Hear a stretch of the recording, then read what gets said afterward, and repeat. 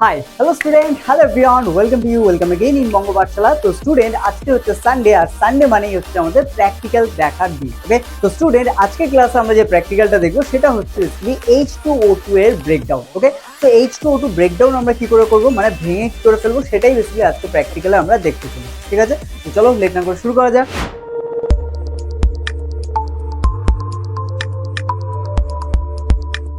তো নর্মালি আমরা হচ্ছে আমাদের কনিক্যাল ফ্লাক্স হচ্ছে H2O2 ঢেলে নেবো। ঠিক আছে, আমাদের নির্দিষ্ট পরিমাণ মতো।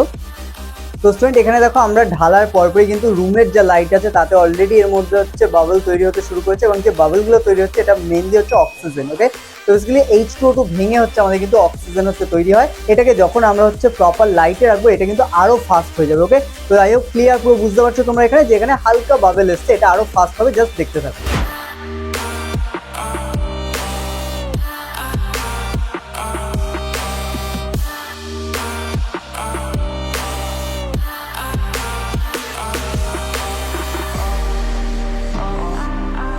তো স্টুডেন্ট তোমরা এখানে দেখলে যে এই প্রসেসটা কিন্তু অনেক স্লো চলছে। তো এই প্রসেসটাকে একটু ফাস্ট করার জন্য আমরা আমাদের যে গ্যাস টর্চ আছে সেটার সামনে এটা ধরে দেখবো, যে এই প্রসেসটা দেখবে তখন আরো ফাস্ট হচ্ছে চলবে। ওকে, তো চলো দেখা যাক। তো অ্যাজ ইউজুয়াল আমরা আমাদের গ্যাস টর্চটাকে অন করবো।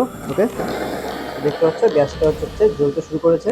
তো দেখো আমরা অ্যাকচুয়ালি কনিক্যাল ফ্ল্যাক্স থেকে কিছুটা আমরা H2O2 আমরা টেস্ট টিউবে নিয়ে নিয়েছি, কারণ এখানে আমরা হাতল পেয়ে যাচ্ছি, যেটার জন্য আমাদের ধরতে ইজি হচ্ছে। ওকে, যেখানে কনিক্যাল ফ্ল্যাক্স গরম হলে কিন্তু আমরা কিছু করতে পারছি না। ঠিক আছে, তো এখানে দেখো নর্মালি আমরা এটাকে কাছে রাখলেই, এবং এর যেহেতু সারফেসটা হচ্ছে অনেক বেশি পাচ্ছে, সেই জন্য এটাকে গরম করলেই তোমরা দেখতে পাবে এখান থেকে কিন্তু এটা ভেঙে গিয়ে অ্যাকচুয়ালি অক্সিজেন রিলিজ হবে। ঠিক আছে, যেগুলো বুদবুদ আকারে উঠছে দেখতে তোমরা, এগুলো কিন্তু আলটিমেটলি কিছুই না, এগুলো হচ্ছে অক্সিজেন হচ্ছে এটা ব্রেকডাউনের ফলে হচ্ছে তৈরি হচ্ছে। ওকে, এখানে কিন্তু খুব তাড়াতাড়ি আমাদের H2O2 ব্রেক করছে, করে আমাদের অক্সিজেন রিলিজ করছে। ঠিক আছে, তো পুরোটা কেন হচ্ছে, অ্যাকচুয়ালি পুরোটা হিটের কারণেই হচ্ছে। তো স্টুডেন্ট অ্যাকচুয়ালি H2O2 যদি তোমরা বোতল দেখো তাহলে দেখতে পাবে এটা সবসময় কিন্তু বেসিক্যালি এরকম একটা ডার্ক কালার হয়, কারণ বেসিক্যালি এর মধ্যে যাতে সহজে লাইট প্রবেশ করতে না পারে। বিকজ যদি সাদা বোতল হতো তাহলে কিন্তু এর মধ্যে সহজেই লাইট যেতে পারতো, যার ফলে কিন্তু এটা খুব তাড়াতাড়ি হচ্ছে ব্রেকডাউন হতো, হয়ে গিয়ে H2O2 এর যে প্রপার্টি সেটা হচ্ছে এর থেকে আলাদা হয়ে যেত, এবং শুধুমাত্র এর মধ্যে অক্সিজেন আলাদা হয়ে জল পড়ে থাকতো। বোঝা গেল?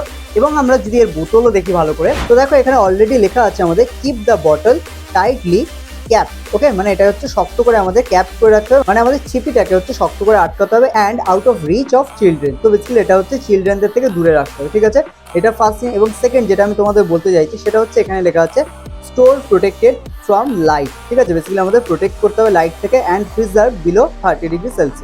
তো এটা হচ্ছে আমাদের প্রিজার্ভ করতে হবে 30°C কম টেম্পারেচারে। ওকে, তো স্টুডেন্ট আই হোপ আজকে তোমরা বুঝতে পেরেছো যে H2O2 কে কেন হচ্ছে কালো বোতলে রাখা হয়, এবং এটাকে কেন হচ্ছে বেসিক্যালি আলো থেকে বা টেম্পারেচার থেকে দূরে রাখা হয়, এবং ঠান্ডা জায়গায় বা অন্ধকার জায়গায় রাখা দরকার। ঠিক আছে, তো এই ছিল আজকে প্র্যাকটিক্যাল। আই হোপ তোমরা বুঝতে পেরেছো প্রত্যেকটা। আর যদি বুঝতে পারো তাহলে অবশ্যই লাইক করে আমাদের জানো, এছাড়া তোমরা কমেন্ট করতে পারো।